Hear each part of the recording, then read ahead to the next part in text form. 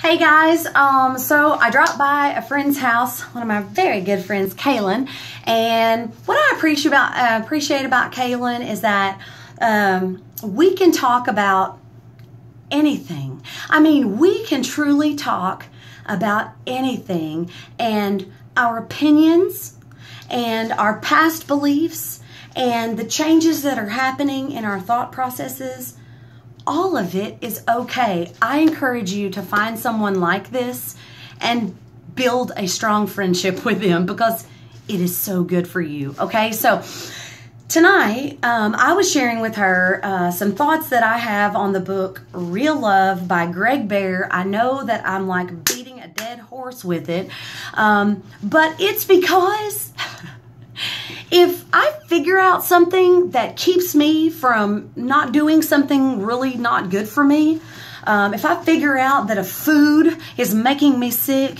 if I figure out that a certain hobby is dangerous, if I figure something out for myself, because I believe that we're one, I'm going to tell you about it because I believe that out of the masses, that one person, just one person gets it. There we go. That's oneness, right? It doesn't mean that what I say or what I share or what worked for me or what I'm learning necessarily has to be for you too. Some stuff may work, some stuff may not. So in the thought process of me sharing Real Love with Kaylin, we were talking about unconditional love, right? Because this is what this book is all about, and how anybody in our past who did not unconditionally love us was just doing the best that they could with what they knew. You know, it might have been that their parents didn't know and they were doing the best that they could with what they knew. And guess where they learned that? From their parents who were just doing the best that they could with what they knew.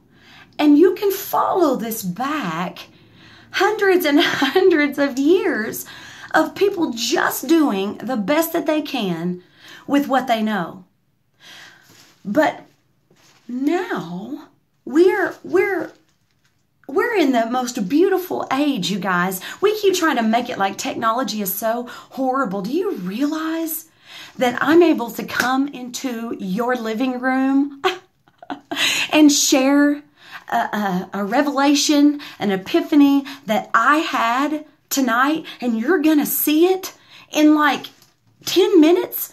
You're gonna get to see, it's gonna be captured so that you can see my thought tomorrow. And then the day after that, and the day, I'll come back and watch videos or click on videos to see just what my thought process was 5 years ago.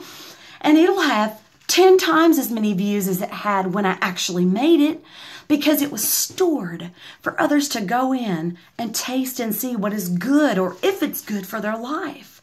That is beautiful, you guys. That is amazing. And we live in an era of endless possibilities.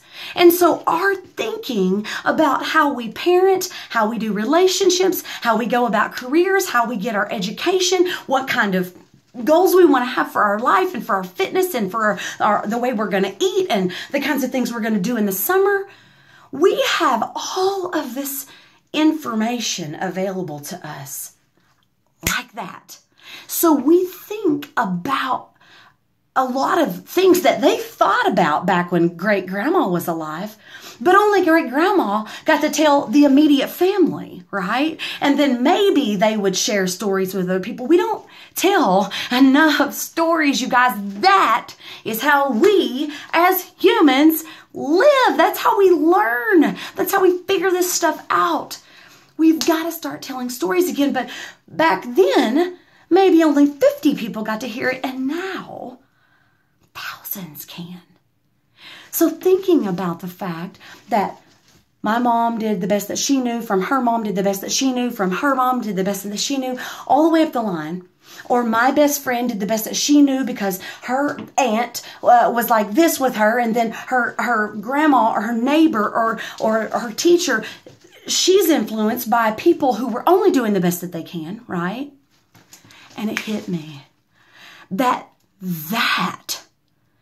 is what it means in the scripture when it says generational curses. You know, don't get freaked out right now, because I know all the teaching that you've heard and all the meditating that you've done. When I say something that's a little different than you've plugged it to mean before, it sparks a defensiveness in you. Don't let it.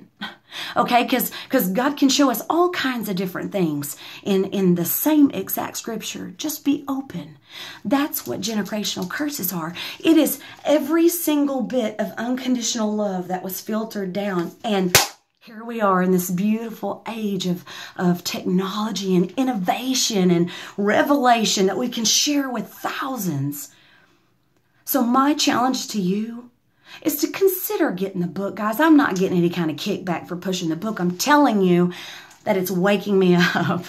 And I need that because I'm really good at failing. I'm not afraid to fail. But to succeed, sometimes I think that's actually what scares me, okay? And there may be some of you guys out there that are in the same place. But this book is unleashing my thoughts about that generational curse can end right here. This book goes into the most detailed, beautiful way for you to apply it in your life. It's not like it's only for those kind of people or only for those women or those men or those religious groups. It's for everybody. And tonight, I believe that I got revelation about a generational curse coming through my friends, through my family, through my experiences, that I can actually change. And at the end of the day, that is what it's about. It's about just figuring out one more thing and implementing it to try to have a stronger, healthy life.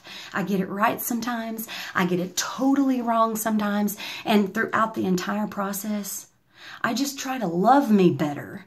And I believe that loving me better is helping me love my children better, helping me be a better person in general.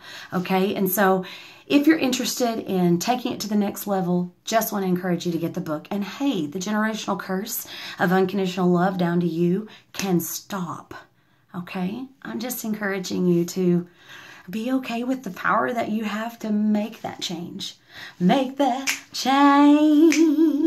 Oh, y'all want to see something funny? This is how I went to the gym tonight.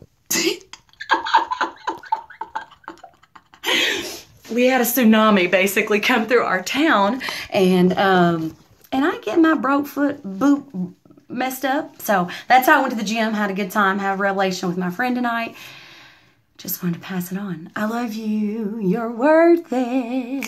Yes, you are. You're worth it.